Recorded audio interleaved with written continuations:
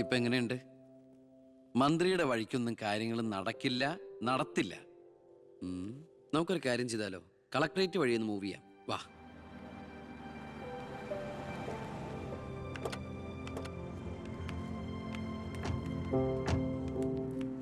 മീനൂട്ടിയാ, ഇത് കളക്ടറുടെ വൈഫ്.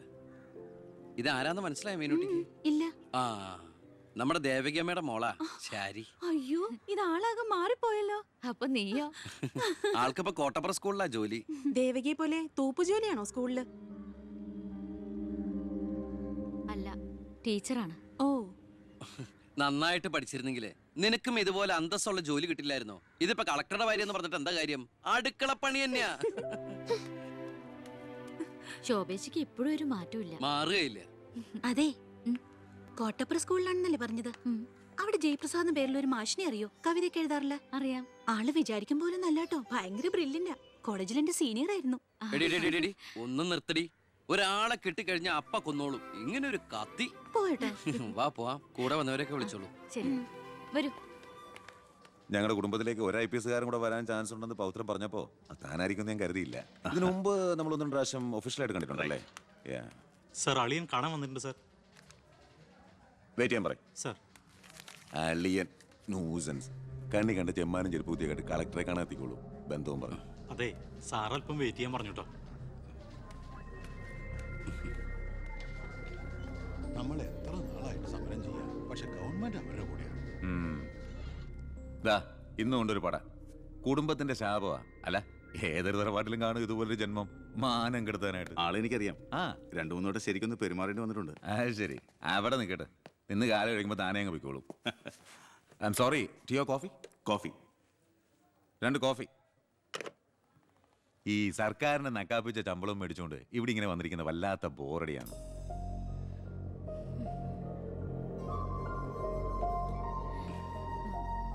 കൊറേ നേരമായല്ലോ. എനിക്ക് വേണ്ടി ഇങ്ങനെ. ഏയ്, ഒരു നാടിനും കൂടി വേണ്ടിട്ടല്ലേ. കുഴപ്പമില്ല. അളിയാ, CM-ന്റെ അളിയാ, എന്നെ മറന്നു അല്ലേ? 3 മണിക്കൂറായി ഞാൻ വെയിറ്റ് ചെയ്യണു. വാ അളിയാ, ഇത് ശാരി. അളിയനും മച്ചമ്പയൊക്കെ അങ്ങ് വീട്ടില്. Call me sir.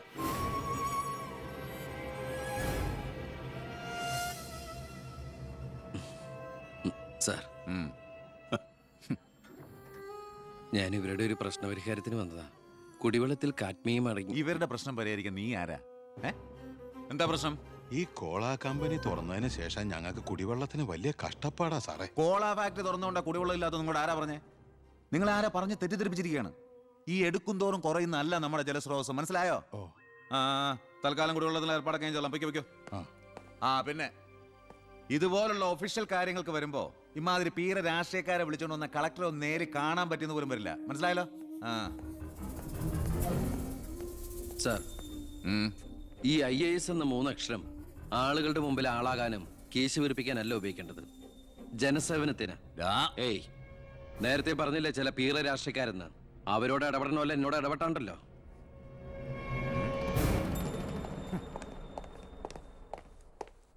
അളിയൻ കളക്ടറായിരിക്കുമ്പോൾ ഞാനിവിടെ വരാൻ പാടില്ലായിരുന്നു. എൻ്റെ തെറ്റ്. ഞാൻ കാരണം നിങ്ങളുടെ കാര്യം കൂടി. സോറി.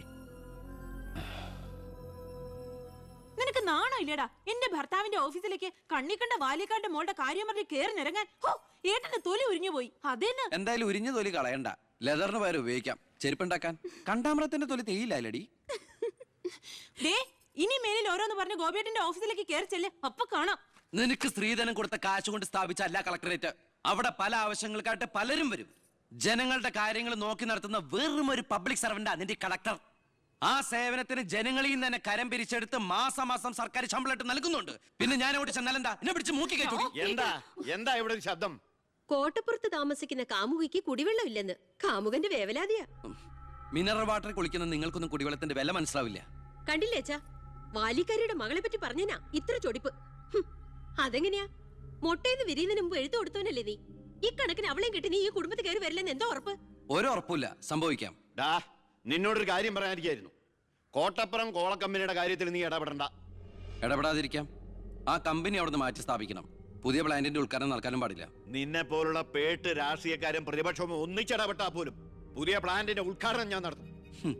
ചന്ദനക്കാട്ടിൽ ബാലഗംഗാധര മേനോന്റെ മകനാണ് ഈ ഞാനെങ്കിൽ ആ ഉദ്ഘാടനം നടക്കില്ല. നിനക്കൊരു ചുക്കും ചെയ്യാനൊക്കെടാ.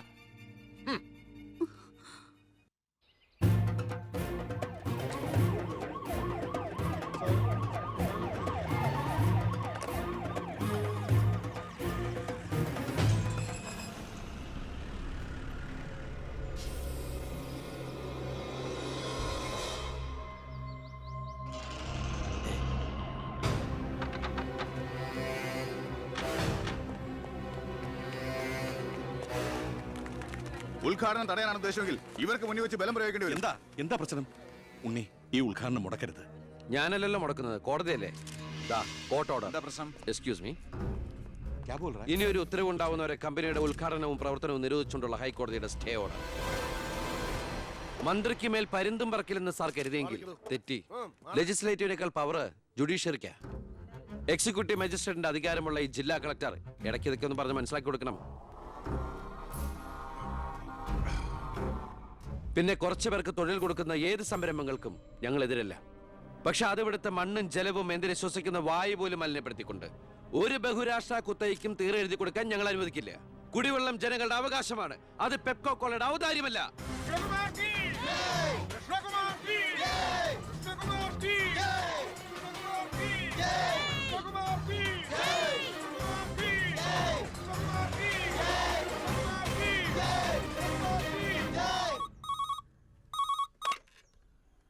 ഹലോ ഹലോ, ഞാൻ ഷാരിയ. ആ എന്തൊക്കെയുണ്ട്, എങ്ങനെയുണ്ട്, ഇപ്പൊ എവിടെയുണ്ട്? അവരുടെയൊക്കെ ഏക പ്രതീക്ഷയും അത്താണിയും ഞാൻ തന്നെയാ. എംഫിലിന്റെ റിസൾട്ട് വന്നാൽ എനിക്ക് ഏതെങ്കിലും ഒരു മാനേജ്മെന്റ് കോളേജിൽ ലെക്ചർ പോസ്റ്റ് ഉറപ്പാ. അത് കഴിഞ്ഞ് കൃഷ്ണകുമാറിനെ കാണണമെന്ന് വിചാരിച്ചിരിക്കുകയായിരുന്നു ഞാൻ. ശക്തമായ എതിർപ്പുകൾ ഉണ്ടാവും, അതിനൊക്കെ തരണം ചെയ്യാനുള്ള തൻ്റെ അവിടെ ഉണ്ടോ? ഉണ്ട്. എങ്കിൽ ഞാൻ കൂടെ ഉണ്ടാവും.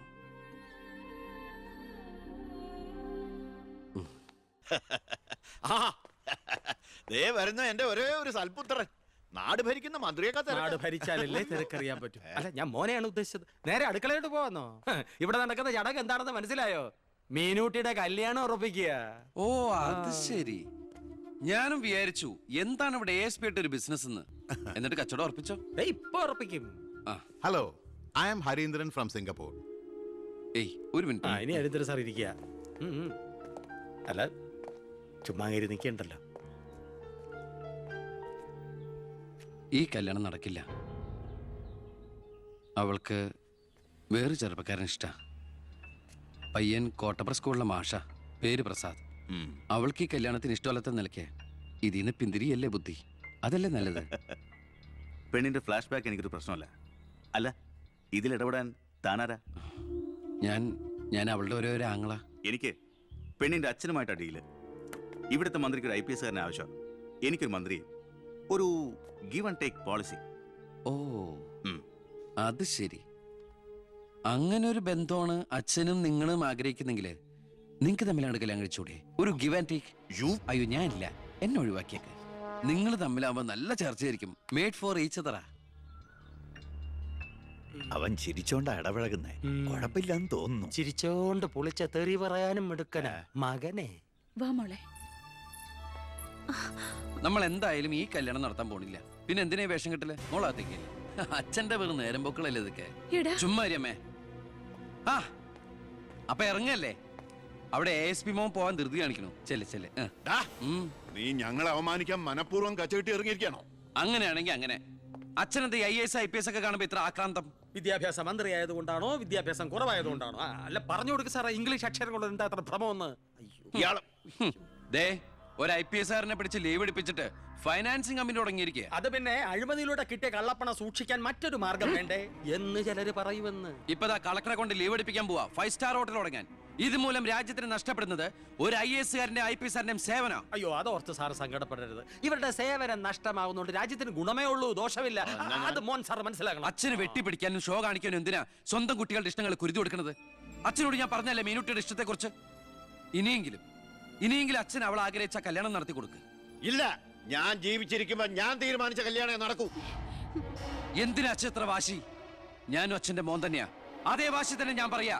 ഞാൻ ജീവിച്ചിരിപ്പുണ്ടെങ്കിൽ അവൾ ആഗ്രഹിച്ച കല്യാണം നടക്കൂ. കാണാം. ഇതൊന്നും ഞാനത്ര വലിയ കാര്യമാക്കുന്നില്ല സർ. എൻ്റെ തീരുമാനങ്ങൾക്ക് മാറ്റമില്ല. പക്ഷെ പ്രശ്നം അതല്ല. പെണ്ണിൻ്റെ സ്നേഹബന്ധത്തിന് സ്ട്രോങ് ആയി സപ്പോർട്ട് ചെയ്യുന്ന ഒരാൾ കുടുംബത്തിൽ തന്നെ ഉള്ളപ്പോൾ ഛോ, അവനെ വീട്ടിൽ നിന്ന് അടിച്ച് പുറത്താക്കി പടിയടച്ച് പിണ്ണം വെച്ചാൽ പത്രക്കാർ വേറെ കഥകൾ ഉണ്ടാക്കും. ഇത് കൊല്ലാനും വയ്യ വളർത്താനും വയ്യ എന്ന് പറഞ്ഞ അവസ്ഥയിലപ്പോ. അച്ഛൻ ടെൻഷൻ അടിച്ച് വെറുതെ BP കൂട്ടല്ലേ. സർ, എനിക്കൊരു കോൺഫിഡൻസ് ഉണ്ട്. ഞാൻ ഇറങ്ങുന്നു. സർ, ഒരു മിനിറ്റ്. ഇനി എന്താ ചെയ്യേണ്ടതെന്ന് ഞാൻ പറയാൻ തന്നെ സാറിന് അറിയാലോ. അച്ഛാ, അച്ഛൻ്റെ മൊബൈലൊന്നും തന്നേ.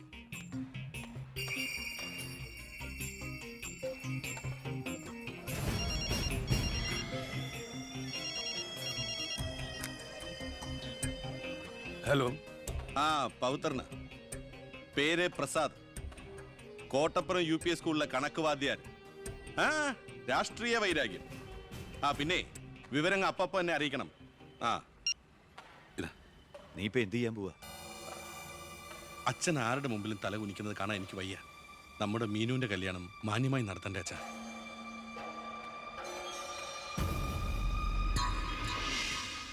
ഇപ്പൊ പോയിക്കോ. നമുക്ക് വൈകുന്നേരം അമ്പലത്തിൽ വെച്ച് കാണാം. അമ്പലത്തിൽ വരുമ്പോ പറയും ലൈബ്രറിയിൽ വെച്ച് കാണാന്ന്. ലൈബ്രറിയിൽ വരുമ്പോ പറയും പ്ലീസ്, ഇത് സ്കൂളാണ്. ആണോ? ഞാൻ വിചാരിച്ചു മാർക്കറ്റ് ആണെന്ന്. ദേ, ഞാനൊരു കാര്യം പറയാം. എന്റെ കല്യാണം ഉറപ്പിച്ചു. ഉറപ്പിച്ചല്ലേ ഉള്ളൂ, കഴിഞ്ഞിട്ടില്ലല്ലോ. അന്ന് കളിയാക്കി വിളിച്ച ഇനി ഇങ്ങനെ ഒഴിപ്പാൻ തന്നെയാണ് പ്ലാനെങ്കിൽ ഞാൻ അയാളെ കെട്ടി അങ്ങ് പോവും. ഓ, ആയിക്കോട്ടെ. എന്നിട്ടേ ഞങ്ങൾക്ക് ഉണ്ടാവുന്ന കുട്ടിയെ ഞാൻ ഇവിടെ തന്നെ പഠിപ്പിക്കും. എന്നിട്ട് കൊച്ചിനെ നോക്കി പറഞ്ഞാൽ മതി, എനിക്ക് പിറക്കാതെ പോയ മകനാണല്ലോ നീ എന്ന്. കേട്ടോ മീനൂട്ടി? എനിക്ക് വേറെ പണിയുണ്ട്, ഞാൻ പോവാ. ഓ, ഇങ്ങനെ ഒരു മണിക്കൂസിനെയാണല്ലോ ഈശ്വര ഞാൻ സ്നേഹിച്ചത്. ഇന്ത്യയുടെ